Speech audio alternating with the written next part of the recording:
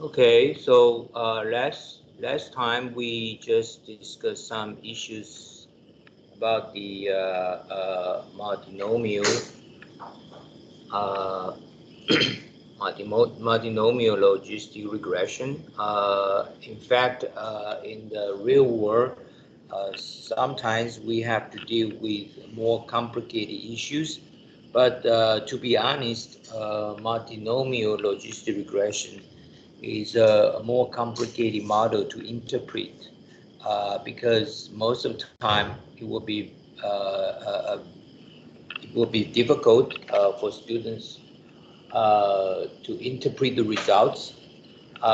So I will give you some examples from the website so that you will become more and more familiar with the multinomial logistic regression. But maybe we can try our best to complete the other three approaches today before we dig into the logistic regression.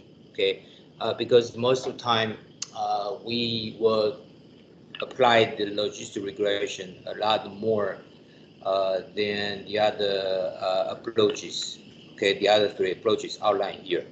So okay, so this is about the Bayes theorem. Okay, we just mentioned some Bayes theorem, Bayes classifier. So the last time we talked about we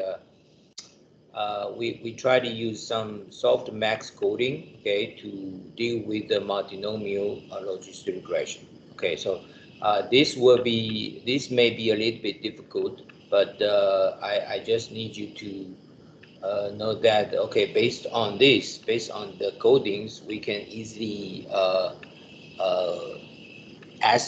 we can easily get the estimated results of the models. And then what is more important is that you can interpret the results based on the regression results. Okay, I think that would be more important than understanding the theoretical part here. Okay, so even though we have a difficult theoretical part, but we do have some codings for you to understand what we are doing here. Okay, so for example, like we have a fundamental concept about Bayes theorem. Okay, and based on the Bayes theorem, then we can decompose the Bayes probability into this numerator, okay, and the denominator. So we have sometimes we call this as a posterior probability, okay. And then if you want to calculate the posterior probability, then you have to calculate the prior probability, okay. So so if you check the equation here, we have posterior probability equals to conditional probability times the prior probability. Okay, so the problem is that the difficult part is fk of x. Okay, so that's the prior probability.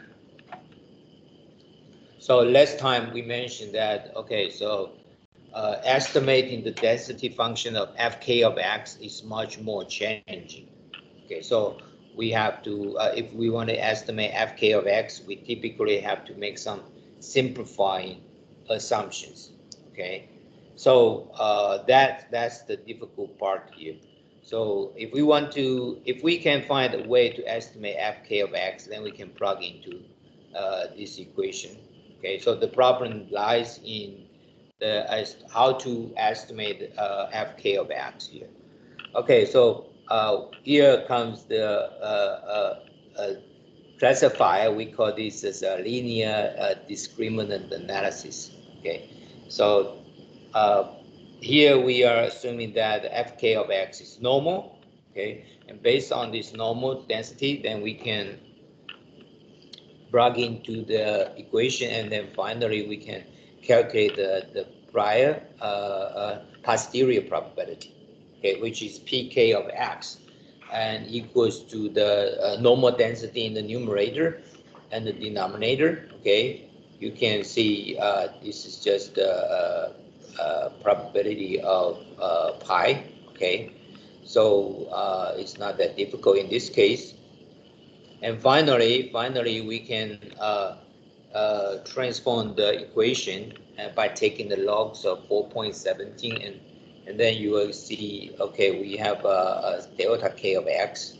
Okay, and what we are doing here is we try to maximize delta k of x, okay, by plugging the observation of the data. And this is very similar to the maximum likelihood estimate in regression. Okay, we can estimate the coefficient of regression based on the maximum likelihood. Maximum likelihood means we try to find the maximum probability of the estimator. Okay, by plugging the data into the equation. Finally, we can find the estimated coefficient that can maximize the probability. So very similar to the MLE, okay, in regression. So here we also taking the same approach to find the to estimate the data. Okay, so in this case, if we only have p equals to 1, then you can see this is the estimated results is pretty close to the original data, so you can check the figure 4.4. And then so why we call this as a linear discriminant analysis, because we try to use a linear relationship, okay, linear relationship that can help us to distinguish the difference, okay, between two groups. Okay, so in this case, we can use the sample data, and then we can estimate the mu k and delta hat square. Okay, and then we can use this to approximate the Bayes classifier. So let's go to the summary. Okay, so LDA classifier results from assuming that the observations within each class come from a normal distribution with a class-specific mean and common variance. So here you have to know that we are assuming that both groups share the same common variance. Okay, so that's a very important feature for this approach right now, because we are assuming that the both groups share the same variance. However, in the following slides, we will change that assumption. We can assume that, okay, different groups may have different variance. Okay, and this is will be different, and of course the estimation process will be more difficult. But anyway, what we are trying to do finally is to see which approach can deliver higher accuracy in our prediction. So finally, we still have to measure the accuracy, okay, using different metrics.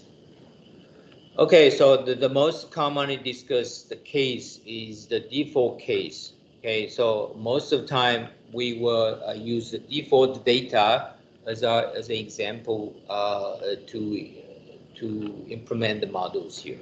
Okay,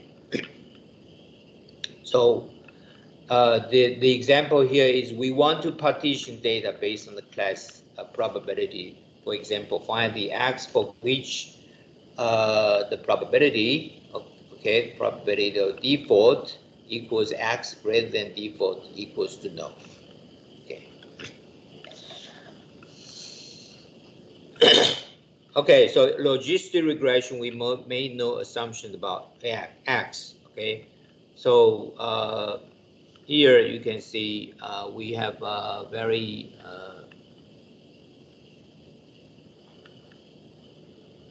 okay, we have two distribution here. Okay, default no and default yes. Okay, in the following, we can start our initial data analysis. So in this case, we have two groups. Okay, so you can see here the codings just provide you two groups. One group is default no, another group is default yes, and you can see we have a class mean.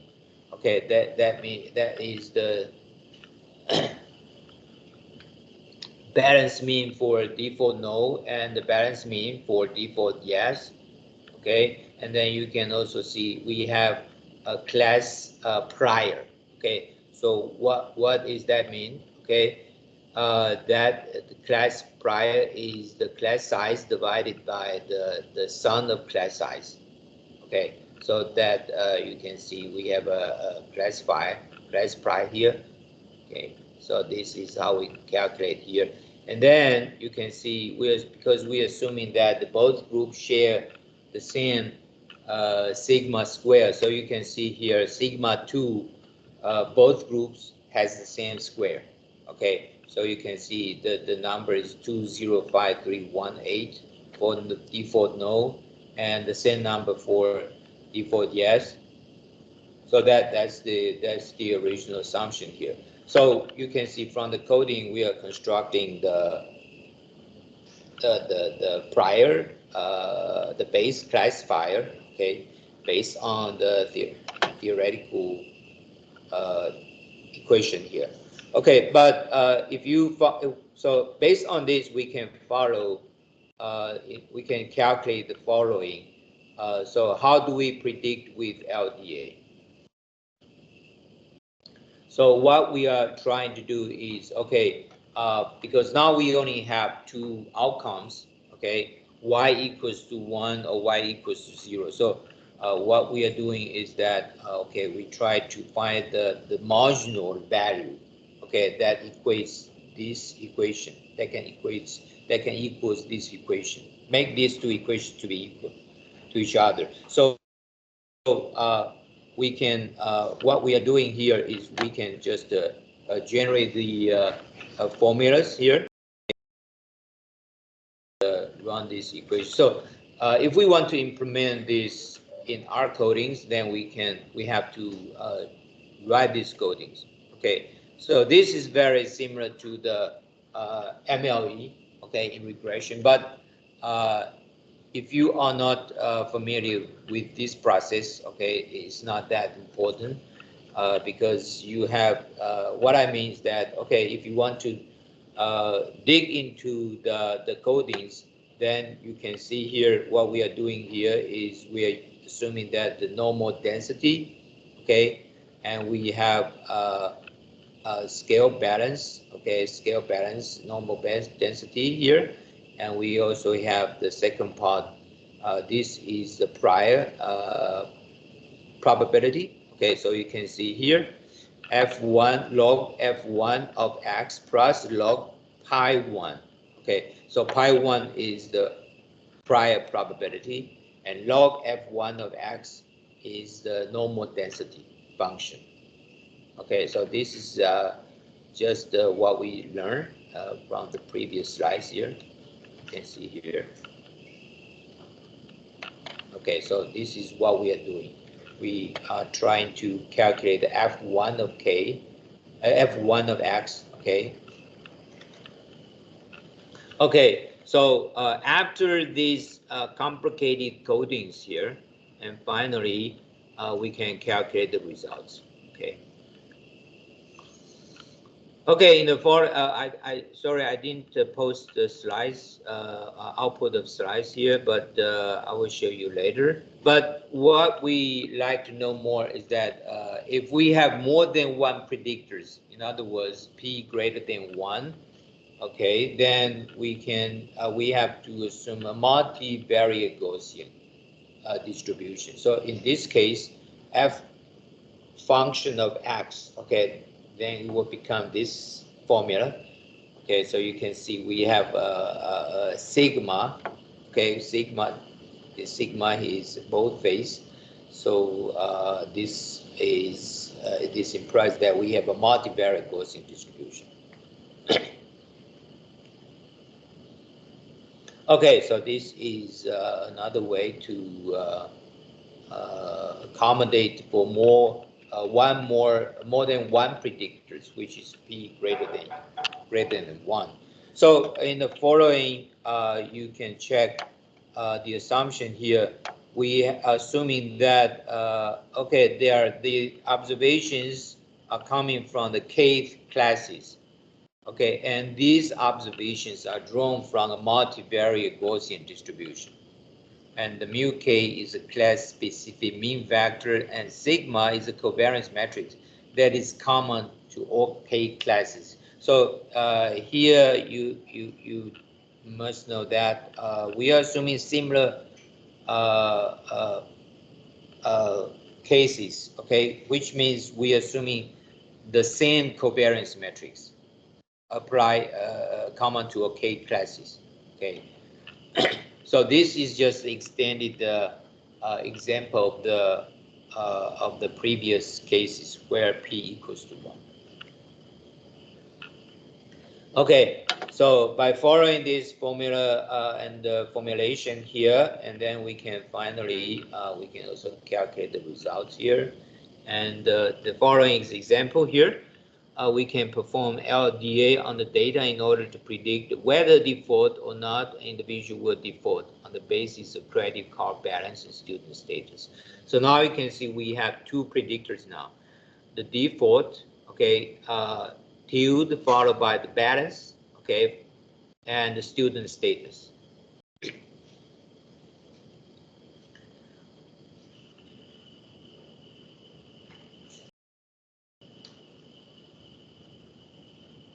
Okay, so based on the codings, then we can get the estimated coefficient for linear discriminant here.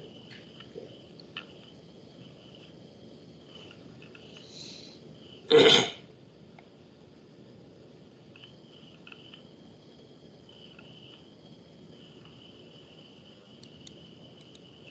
So based on this, then you can estimate the default cases. Okay, so you can generate the table in the following. Okay. But we mentioned that before because we made some assumptions here. So maybe the output may seem a little bit weird because you can see the error rate, which is 75.7, is quite high, and this is not reasonable in this case. So maybe we have to make some adjustment because in this case, LDA did a poor job for this. Okay, in other words, the accuracy rate is only 24.3%. Okay, so that means we have to justify the prior probability default. So here we specify the posterior probability to be greater than 20%.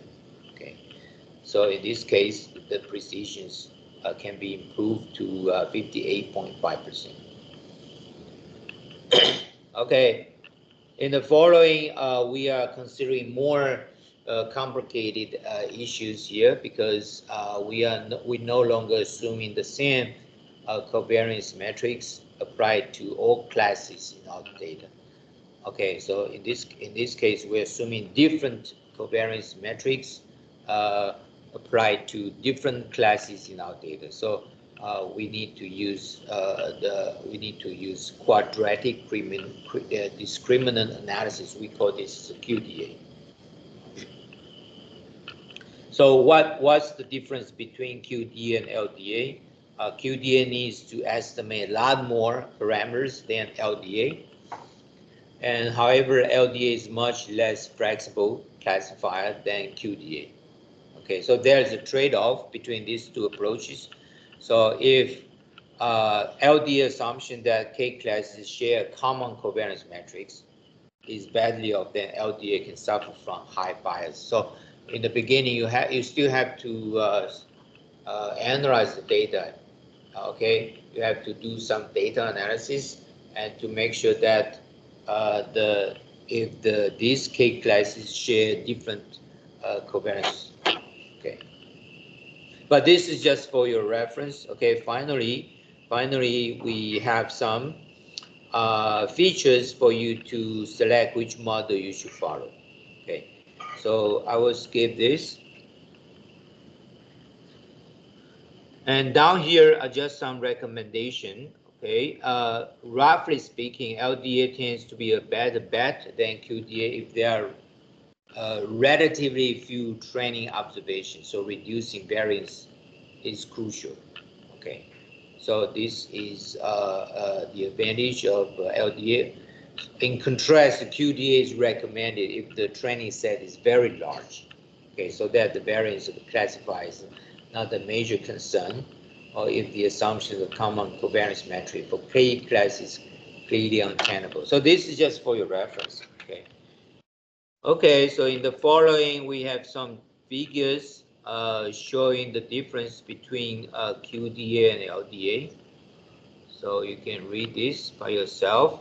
And in the following, we mentioned some concept about naive Bayes. So naive Bayes classifier, naive Bayes that takes different tag for estimating f1 of x through fk of x. So if within the k classes, we are assuming that these predictors are independent with each other. Okay, so in this case, we just if we are assuming if we want to calculate fk of x, we can just assuming that okay, these predictors are independent.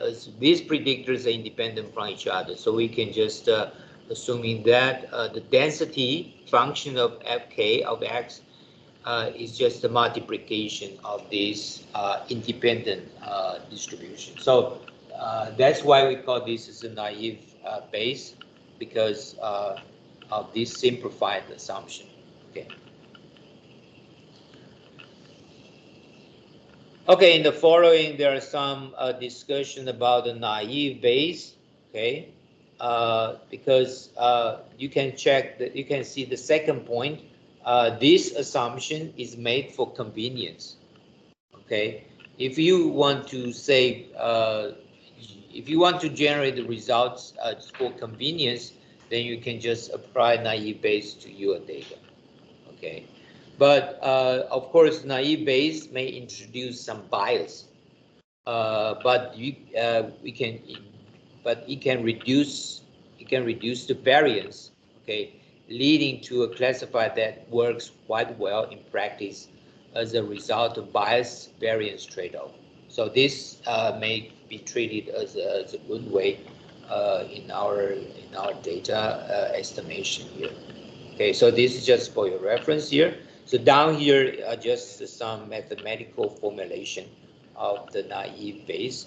So you can check this. Okay, and we have based on the 4.30, the equation 4.30, then we can do some calculation here.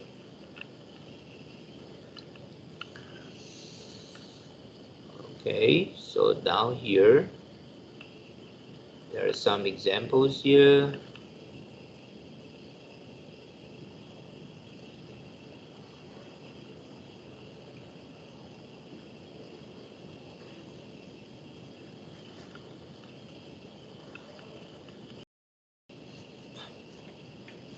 Okay, so down and finally we can have a comparison of classification methods here. Okay, so LDA, QDA, naive Bayes, and the logistic regression. Okay, so basically you can treat these four models, LDA, QDA, naive, and logistic regression as a classification methods. Okay, but most of time, I would like you to become more familiar with logistic regression. Okay, because in finance we will use logistic regression a lot more, okay, than the other three approaches. But of course, maybe in the machine learning models, you may have special preference for these three approaches, okay? But in the following, I will give you some examples about the logistic regression application in finance data. Okay, so you can see here there's a summary about these approaches. LDA is a special case of QDA. Okay, and this is the first one. The second point is any classifier with a linear decision boundary is a special case of naive Bayes. In particular, this means that LDA is a special case of naive Bayes. However, this is not so obvious from the description of both formulas. Similarly, we can also view naive Bayes as a special case of LDA. Neither QDA nor naive Bayes is a special case of the other. Okay, so this is about the summary, and the final is none of these methods uniformly dominate the others. Okay, so if possible, you can apply these approaches to your data and then try to compare their accuracy, okay, especially in their prediction ability. So the choice of method will depend on the true distribution of predictors in each of the K classes, as well as other considerations such as value of N and P. Okay. So in some cases, LDA should outperform logistic regression when normality assumption applies to the predictors. Okay. So if that's the case, then maybe you can try to compare the LDA and logistic regression in finance. Because in finance data, we usually have we will have many opportunities to see the data very close to normal distribution. So if that's the case, then we can compare these two approaches and to see which one is better. Okay, so now we can focus on the LDA. Okay, LDA. Okay, so this is about the approaches of the classification method here. Okay. So down below here we have maybe we can accommodate for more generalized linear model. Okay. Okay, before we start, we can first take a break. And then I will show you the website here, okay, about the finance data application. So just give me a minute. Okay, then you can take a break first.